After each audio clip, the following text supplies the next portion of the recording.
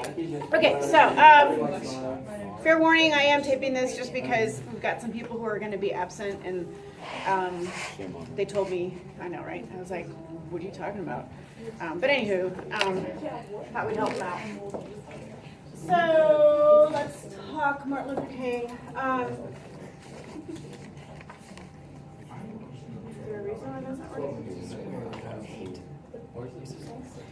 All right, chapter 6, here we are. You may wish to have a book out. You may wish to have your answers open someplace. I'm actually going to ask you to go ahead and look at the discussion questions. So we would be on page 294 for the discussion question portion. All right. Let me see here. Okay, so in the beginning, the first question talks about community. What are the different communities that King represents? By the way, just so you know, some of what we're talking about today is going to be on the test, and some of what we're talking about today I'm going to be asking you in a future piece of writing. Okay, so feel free to add anything you want to your work. Okay, I expect that you answer your questions, and if you didn't, well, you know, eventually, I don't know, you'll get less out of this. That's all I'm saying. All right, so what are the various communities that you think that King is a part of? Southern Christian Leadership. What else?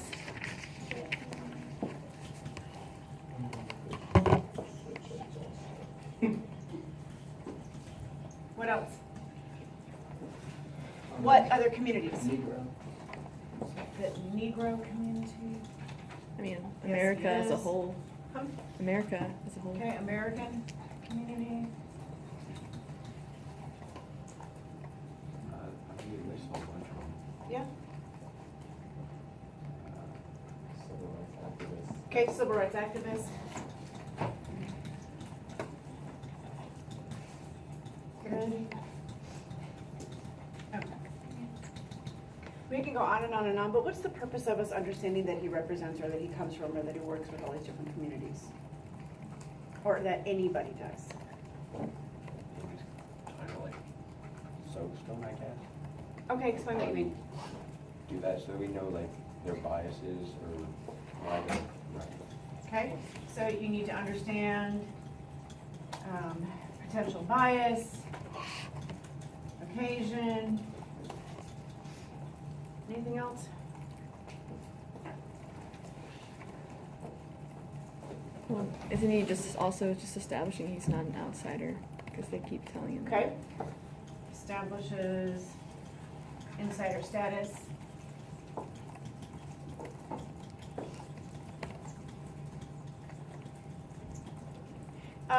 I think, and I don't know if you would agree with me, but I think it also has to do with the part of his later argument that this idea that we belong to the same moral thread. I think what does he say, that we're a fabric with the same shared destiny or something like that. I'm probably totally destroying it, but I think it also has to do with this. In other words, sorry, my giant podium's in your way. The more ways that King can establish that he and we are common together, the less we can say, I don't know you. Bless you. Thank you. Right?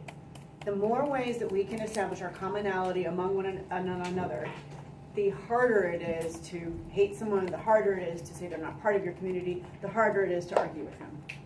Okay, so I think it serves a lot of purposes, is what I'm trying to say. Okay? Are we good? Okay. I was looking some stuff up, and it's going to sound crazy, but that's okay. One of the things that drives me completely insane is when I think that I have personally uncovered, discovered, or figured something out about something all by my own self. And the first time this happened to me was the first time I ever taught Gatsby, which was like 20 years ago. And, you know, I'd read Gatsby a million times, and I was taking all these notes in this book, and I was like finding all this stuff that I wanted to talk to my students about, and I was like super excited about it. And then one of them brought Spark Notes in. And I was like, you don't need Spark Notes. Like, we make our own Spark Notes. That's what we do here. Like, get rid of that piece of trash. And so they gave it to me. And then I read it that night. and it was like all filled with the same stuff that I say, and I was like, what is this? You know, and my then boyfriend, then became husband person, was like, why are you so mad? I'm like, because these are my ideas. He was like, clearly they're not. I was like, shh. They ripped you off. They did. So I was reading some stuff either last night or this morning, I don't remember, online about Martin Luther King and this piece, and I'm like, who are these people? They are taking all my ideas. But my point is, clearly, I'm not the only one who thinks these things, which should make me feel good, but it doesn't. It just makes me mad that they're publishing them, and they're my thoughts, right? But one of the things that kept coming up in all of these different things that I was reading was the idea that he is so masterful at being able to include the very people who want to be hateful to him, and that is a real gift. And I don't know if you saw that, because, you know, parts of it are kind of a little bit more challenging perhaps, or he's challenging them, and I don't know if you would agree with that assessment, but I think one of the common comments that I'm seeing is that not only is he really good at bringing in the people who want to hate him, but he's also very respectful, even though he's not being treated with respect. And I bring this up because I think one of the other things I would like you to think about, big picture, is what does it mean? Or what does it look like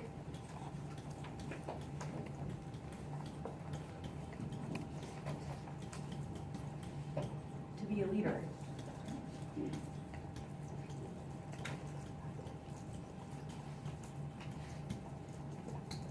One of the things I was asking you yesterday was, why don't we study Malcolm X, and why don't we look at the Black Panthers, why don't we, you know, take a look at that whole movement when it's just happening at the same time? Part of the reason I think we don't is because they were violent, and we find that distasteful. But I also wonder if part of the reason that we don't is because we would prefer our leaders to be bringing us together, not pushing us apart. Okay, moving on. The second question is the meaning of ecclesia. Do you know what that means? It's all the way in paragraph 43, which you aren't responsible for. Is it like is it like the church as a whole is what he's referring to? So like everyone in Christianity and maybe like the people that discuss it, type of thing? Okay, yeah. So, am I, did I spell it right? E-K-K-L-E-S-I-N. Did I get that? Yeah, okay. So it means true faith.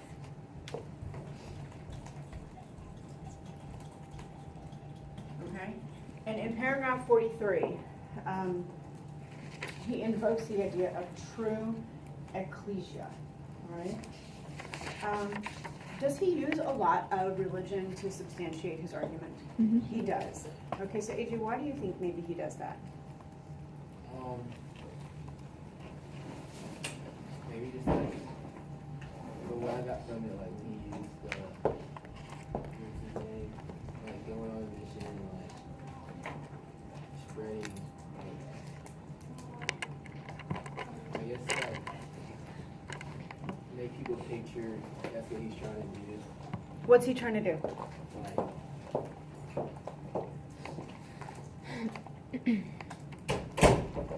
I don't know. Just point across that with injustice and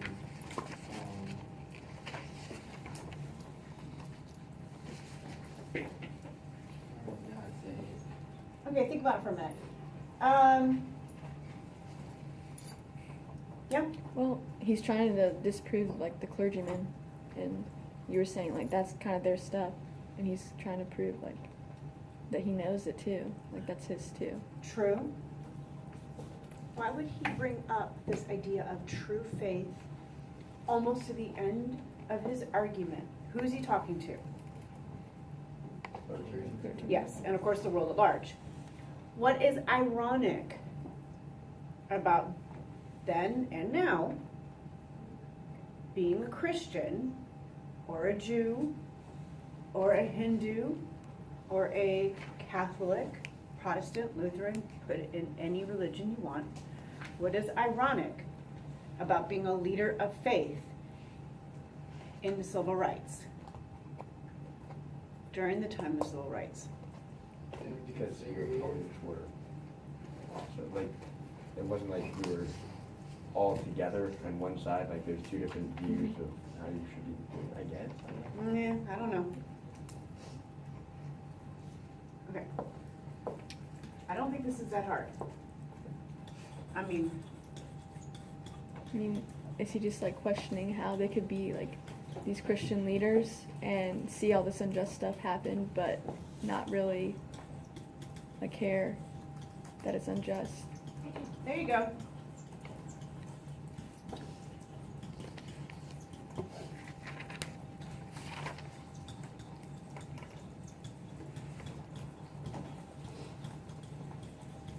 Okay. I don't know what you know about history, okay? But we're talking about segregation. We're talking about obvious oppression. We're talking about very clear, not anything that anybody has to wonder about, intentional, okay? Holding back of one entire community, poor treatment of one entire community, okay? Harm to one entire community, intentional harm to one entire community, so that another community can be higher, be raised up, live off of, gain from, okay? And he is saying, if we believe in this idea of true faith, full faith, 100% faith, then how is it possible for you to be able to lead faith in the face of clear and obvious oppression? He's challenging, okay? And he saves it towards the end of his speech. Why? Just rhetorically, why would one do that? That's one of, It's the most important. it's kind of like a question you're picturing on what my first thought was they didn't want to piss them off before they could see it. Absolutely. You don't want to lose your argument, you don't want to lose your audience before you get to the end of it, but then this also becomes a quest, right? It's a challenge. It's a call to action. Okay, good. You'll notice something too about the readings that we do, about the topics that we look at, about the course itself. Number one, it's all intertwined. Number two, these theories, these ideas, these topics that we've been looking at since the 1950s, 1900s, 1800s, and to now, they still exist. They haven't been answered. They're not solved. Okay, and this is part of the reason why we teach these classes, for you to have your own ideas. King works between the twin appeals of religion and patriotism.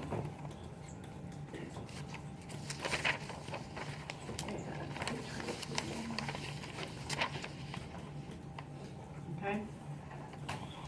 Why? Those are the two main things during that time period is, in the South, people were really religious, but at the same time, they were also patriotic, and so he was trying to appeal to both of those, and at the same time, point out that there's so much injustice between both of those ideas of religion and patriotism. Both are intrinsic American values, right? You ask a lot of Americans what it means to be an American, and they will invoke something about one of these very often. And a lot of people would have both, okay? And both, as you said, Alex, both religion and patriotism also highlight, can I spell? The, can't think of the word, the disparity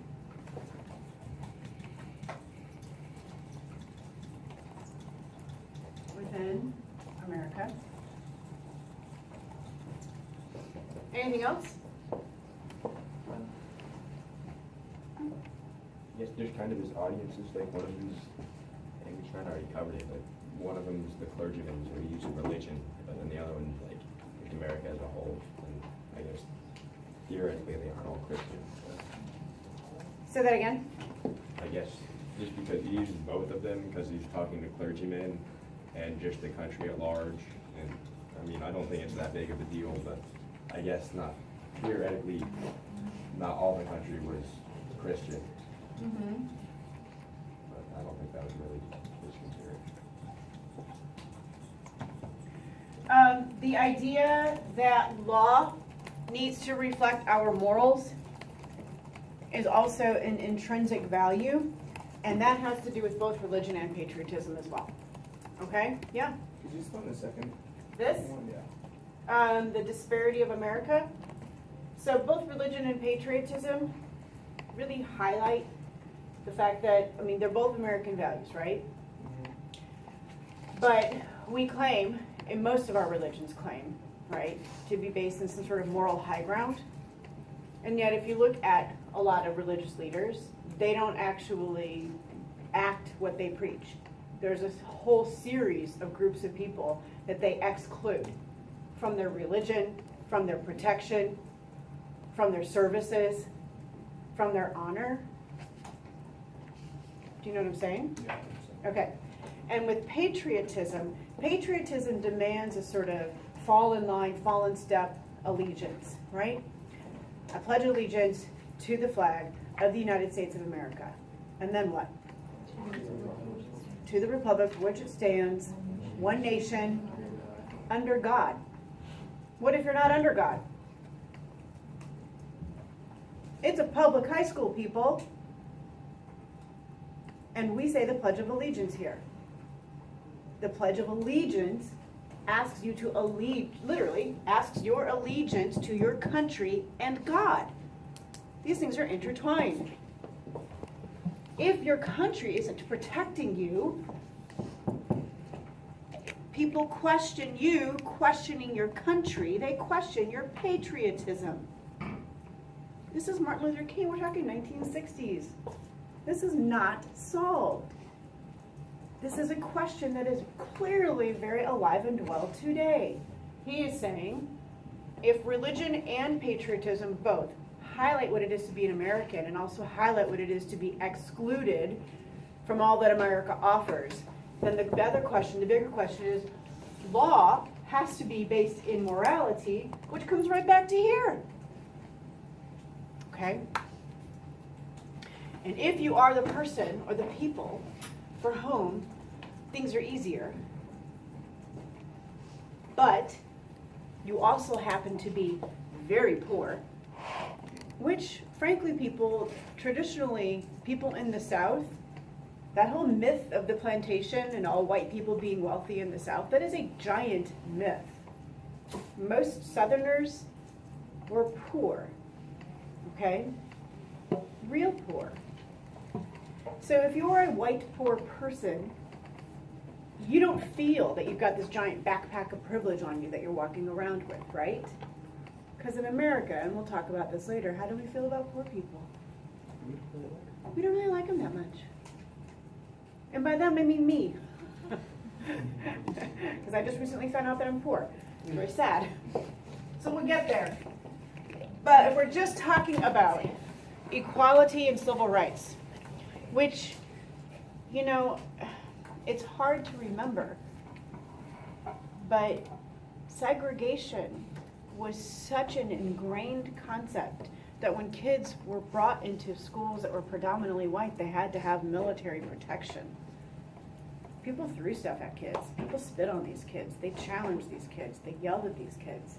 It was not the hallways that we see today of people just kind of hanging out and walking around together didn't exist. There was military force put in place because the South was like segregation, blah. We don't feel like it. So we have to remember what it is that where it is that he lives and what it is that he's talking about, okay? Also, please don't forget, he's not the icon Martin Luther King. He's some guy sitting in a jail cell, Martin Luther King, okay? He's being investigated by the FBI. He's considered a threat to the nation. I mean, you think football players are getting it bad today? Take that to like the nth degree. He was a challenge to the authority. Well, imagine if you started challenging all the authority in this building. How are you going to be treated? Not so great, right? Okay. Great. I'm glad this is on film. This is really good. What did she say? We're skipping 4 because we're not looking at Alice Walker's essay. Okay, so now we're moving into the parts that you guys already know all about. So, questions on rhetoric and style. Yeah? I don't know, I was looking at the Oh. camera. Hey. Hi, everybody. How you doing? Pretty good. Hello. I thought it was like set up. Hi. It's just my phone. I wish it was back there. One of these days.